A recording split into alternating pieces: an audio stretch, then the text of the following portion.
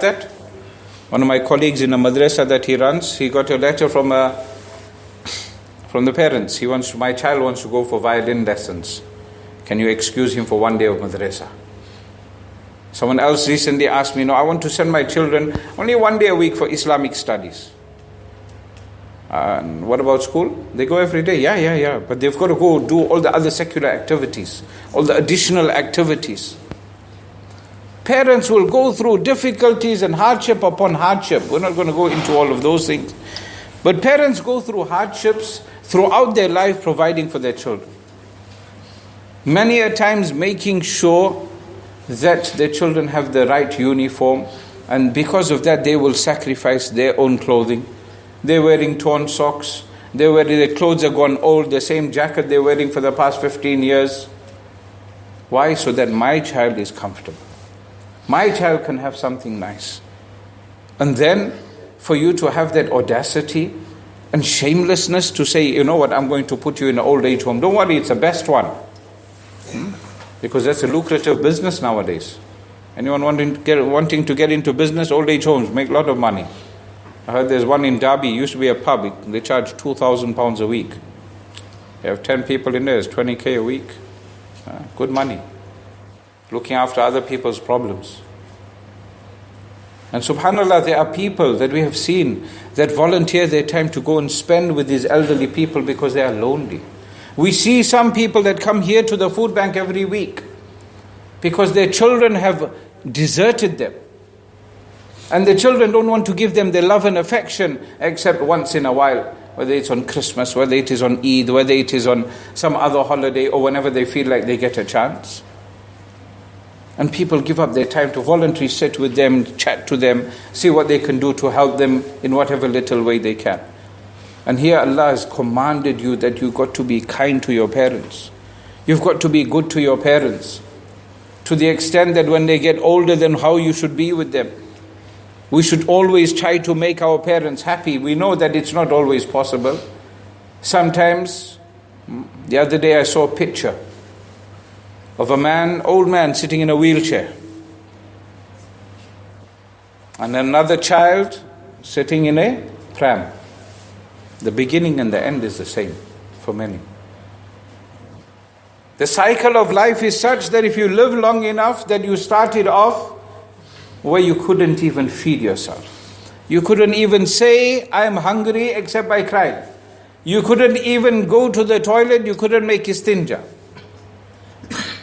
Allah Ta'ala save us from this, but some people when their life goes on, Allah Ta'ala save us from muhtaji and dependency upon anyone, but their life goes on where they come to a point eventually where everything needs to be done for them. They need to be fed, they need to be clothed, they need to be bathed. Everything needs to be done for them. May Allah Ta'ala save us from this.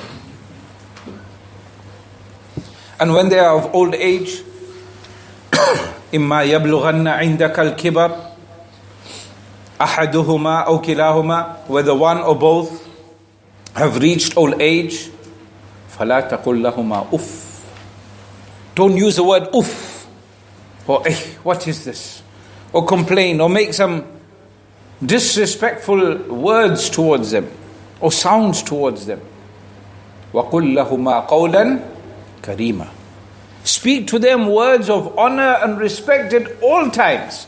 Doesn't matter how they are to you. They may shout at you, swear at you. Sometimes it is because their mental frame of mind.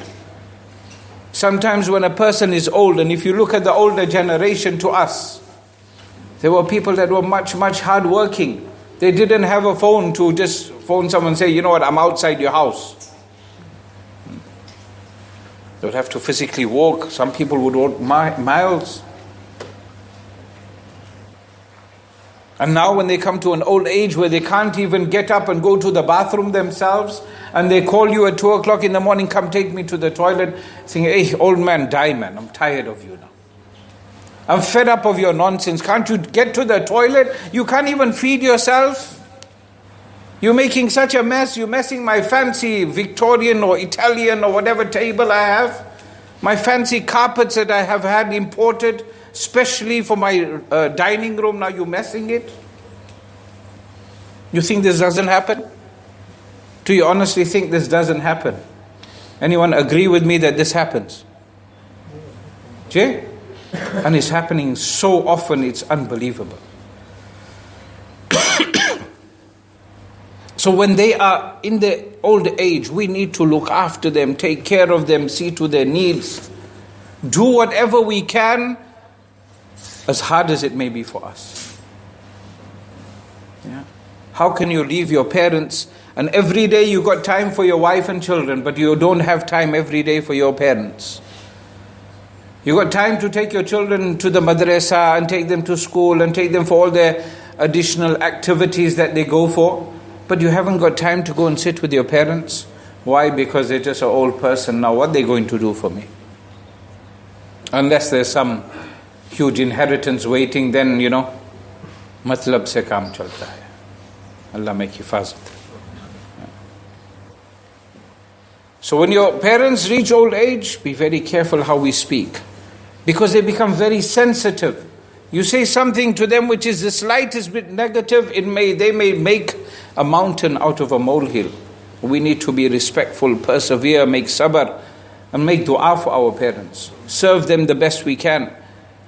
Yeah? And do service to your parents. Look after them with your heart and soul. Not I've put you in the best of old age home you can find and I'm paying so much every week for you. Is that not enough for you? No. Once Nabi Kareem sallallahu ta'ala alayhi wasallam says to the Sahaba is sitting around him and he says, may that person be disgraced and more disgraced again and even more disgraced. Sahaba got frightened. Could Nabi sallallahu alayhi wasallam make mention of something that is going to now, bring out the sin that I am committing and then I fall under the curse? Can you imagine? Nabi sallallahu alayhi wasallam was rahmatul lil alameen. Mercy for who? Not only for his family, but for the entire mankind. He didn't have his parents to enjoy. Today you have your parents, but you have a degree and you think your degree is more important than your parents. Sahaba said, who, Ya Rasulullah sallallahu alayhi wasallam, is this that is going to be disgraced and should be disgraced by Allah Ta'ala?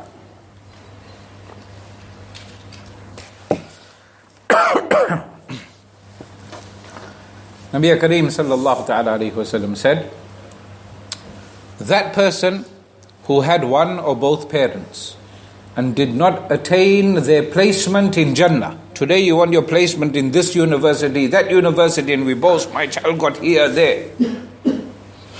But you didn't get the ultimate placement in Jannah by serving your parents. Today parents are ridiculed, they're mocked, they are used, they are abused physically, mentally, in such terrible ways. And with the advent of everyone having cameras nowadays, it's sad what we get to see. That how parents are being supposed to be looked after, but they're not looked after. Now imagine Nabi Kareem sallallahu ta'ala alayhi wasallam is cursing that person, that you have your parents, one or both, and you did not get your entry into Jannah by making their khidmat, by looking after them, by taking care of them, by respecting them, by adoring them. Yeah, not even doing one action that they disliked. Allah Ta'ala says, وَقُلْ لَهُمَا قَوْلًا كَرِيمًا. As often as I can when I read salah, one dua I like to make, I rather love to make, رَبِّ ارْحَمْهُمَا كَمَا رَبَّيَانَا صَغِيرًا. Now if you don't do this after every salah, you won't get sin. You won't find in the Quran or Hadith somewhere it says that, you know what, because some people only believe Quran and Hadith, otherwise, you know what, I'm not believing. Huh? I'm not talking about you, yeah? Those that know will know. But imagine if every day after your salah you can't make dua for your parents and you say, oh Allah, give me lots of money, give me a big business, give me a successful this, give me a beautiful wife, lots of lovely children, give me wealth and wealth and wealth. But you can't make dua for your parents, and what kind of a child are you? What kind of a child can we be to our parents? And the person says, well, I don't have my parents, they've left this dunya. Doesn't matter if they've left. Because one of the things that is going to be of benefit to a parent is that child that stays behind and that is alive and makes dua for their parents. Yeah. Give out sadaqah on their name every single day. You can afford to spend 10, 15 pounds on a pack of cigarettes every day, unless you're buying dodgy ones. But you can afford to still spend that fiver on the dodgy cigarettes.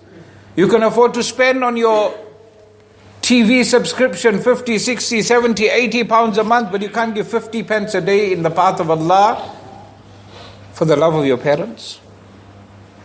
Get some wheelchairs, buy some, donate it to the hospitals. Put a water fountain in. How much do they cost? £100 for one of those water coolers? Put it in a public place so people can benefit the reward I want my parents to get. You will also get the reward. As a matter of fact, you will get more reward because you made niyyah for other people to get the reward.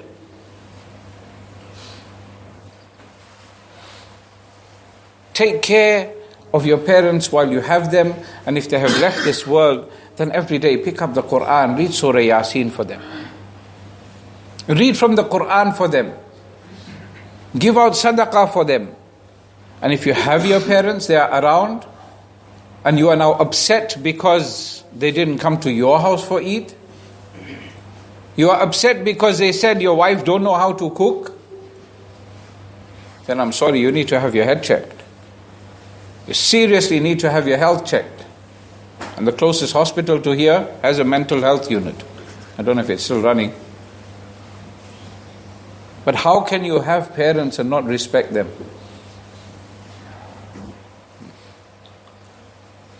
I've heard of and seen of such children that are bullying and abusing their parents, to the extent that just last week an incident has come to our attention that not too far away from us, somewhere, wherever it is, maybe in Leicester, maybe out, I'm not going to give more details, there are a set of parents that is making dua for the death of their child. We are fed up, Allah, take him away from us. We don't want him. Ya Allah, destroy our child. You know why? Because this child is now addicted to drugs, and because we as a community think, oh no, he's a drug addict, let's stay away from him. Not let's go and support him as we are supposed to, and help him kick that habit. He is now beating up his parents to get some money to take some drugs. When I was studying, there was a youngster that was taking drugs, and I conclude on this. You know what extent he used to hit his father? He would take a gun, a live gun with live rounds in there, shove it in his father's mouth. He would beat his father up, he would fist him and do anything and everything. You know why?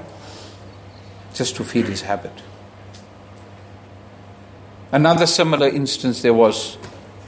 The father was involved in some bad. He was a gambling addict. And the son saw it fit, and he thought he had the rights to actually beat his father up because his father was involved in this. This is not Islam. This may be some tradition somewhere, but it definitely isn't Islam. You are actually disgracing Islam by doing such things. May Allah Ta'ala save us. Honor and respect your parents. Those of you whose parents are alive, you haven't spoken to them, you have upset them, go and beg for their forgiveness. Kiss their feet if you have to. Yeah, do for them while you can, because wallahi al-azim, a day will come where you will cry in your heart. You may not show anyone, but in the deepest recesses of your heart, you will have nothing but regret that you didn't take care of your parents. Wa akhiru da'wana alhamdulillahi rabbil alameen wa ma alayna illa al-balaghul mubin.